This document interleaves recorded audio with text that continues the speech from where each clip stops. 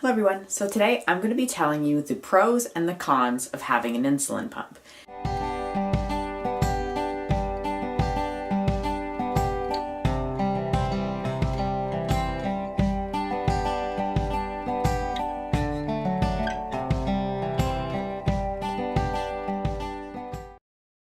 Now I decided that I'm going to start with the pros and then finish with the cons.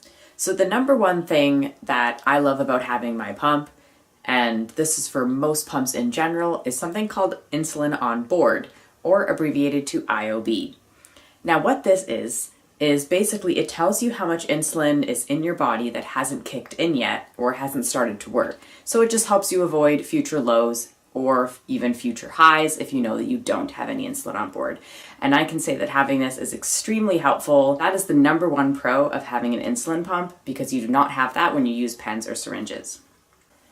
Now the next pro of an insulin pump is something that's probably a little more obvious, and that is less needles. So obviously when you are giving yourself needles, you can do it probably as many times a day as you need. Obviously, there's going to be your long-acting insulin that you're going to inject. There's going to be all of your rapid insulin. There's going to be corrections. There's going to be, if you have a snack and you need to give yourself some insulin for that. When you do this with pens or syringes, each time you decide to make a treatment decision that involves giving yourself some insulin, you are going to have to give yourself a needle. The less needles just means that you get to save your skin a little bit more. You only get one needle about every 3 days, and that is definitely a pro.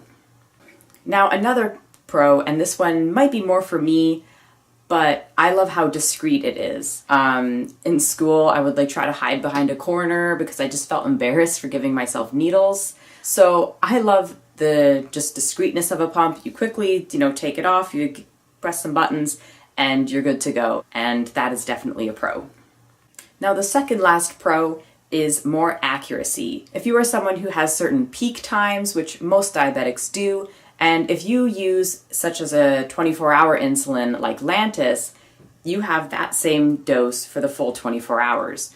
On a pump, you can make individual basal rates, which is the insulin that it gives you all day long, at individual points. And that basically means that you can have a certain basal rate at 9:30 a.m., certain amount at noon, 2 p.m., 8 at night, and I think I have 8 or 9 basal rates set just for different times throughout the day when my blood sugar rises a little higher or lower. So you can get really accurate with it. And then of course, secondly, you can get the increments of insulin quite small, which kind of introduces me into the last point, which is better control. The biggest thing is insulin pens and syringes. Generally, you can only go down to about a half dose or sometimes even a full dose. I know there's some pens that don't go to a half. But with a pump, you can get it all the way down to 0.25, so basically a quarter of a unit, which basically means that you can correct yourself or give yourself just like an insulin injection for food, anything like that in much smaller doses, but it can go to such small amounts that you can certainly get better control when you have an insulin pump versus pens or syringes. Now that is all the pros, and I'll just quickly go through them again. It is insulin on board, or IOB, less insulin injections via needles.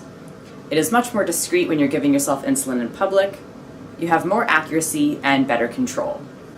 Now moving on to the cons, because everything that has some pros also has some cons generally. Now the number one con is tubing. And there are some tubeless pumps. However, the tubeless pumps, which is also known as an Omnipod, is quite large and it is taped to your skin, and if it falls off, if it has trouble sticking, then you lose all that insulin. The insulin is not replaceable once you put it into the pod. However, if you have one with tubes, such as this one, there is the biggest risk of getting tubes caught or tangled. It can wrap around a doorknob, it can wrap around maybe a dresser handle, and it rip your pump site out. It's not exactly the most comfortable thing either, and then of course it is a waste of supplies. So that is one con, is just having tubes that sometimes may get in the way or pose a problem. Now this one kind of connects to the second one, and that is you have something connected to you 24/7. You can unclip it to shower, or if you're at the beach for a short period of time, you can unclip it. However, for the most part, you have something connected to you 24/7, and sometimes it can get in the way. Not all the time, but there's the odd time. Now, that kind of once again extends into the next con, which is wardrobe issues. Now, this one can extend to both men and women, of course. If you're wearing a dress, if you're wearing maybe really loose shorts that can't hold the weight of the pump, if you're wearing any kind of clothing where you're not sure where to put your pump, if your pump doesn't have a clip for a waistband, if you don't have something with pockets, then it poses a problem of where to put your pump. Those are the only things as far as wardrobe issues go, but they are there. Now, the second last con is just technology in general can fail. Your pump can break and you'll be out without insulin, and then if you don't have any syringes with you or your pens with you, you don't have any insulin. If your pump discontinues, you might not have a long-acting insulin anymore, and you'll have to give yourself a rapid insulin injection almost every hour until they replace your pump.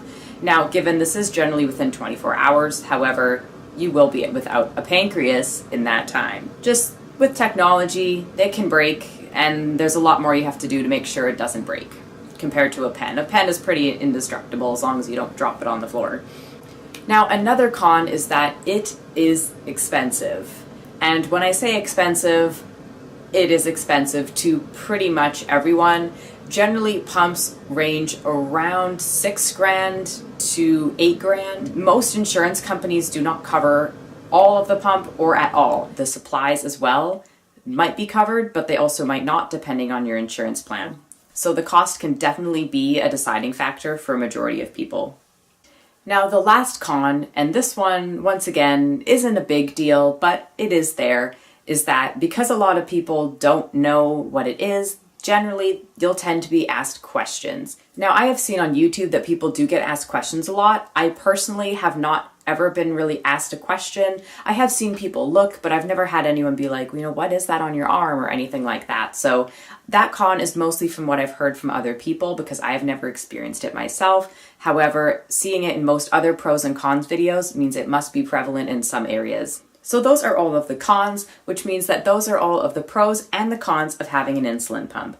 Now, with the exception of the last one, all of these things are things that I have experienced myself, so I hope that this helps you decide a little bit whether or not you wish to invest in an insulin pump if you are able. If I missed anything that is a big factor to you on whether or not to get an insulin pump, please leave that in the comments down below so that other diabetics can see it. And if you want to see more videos like this one, then make sure you hit the subscribe button and hit the notification bell so you get notified when I upload. Thank you so much for watching, and I hope to see you next time. Bye, guys.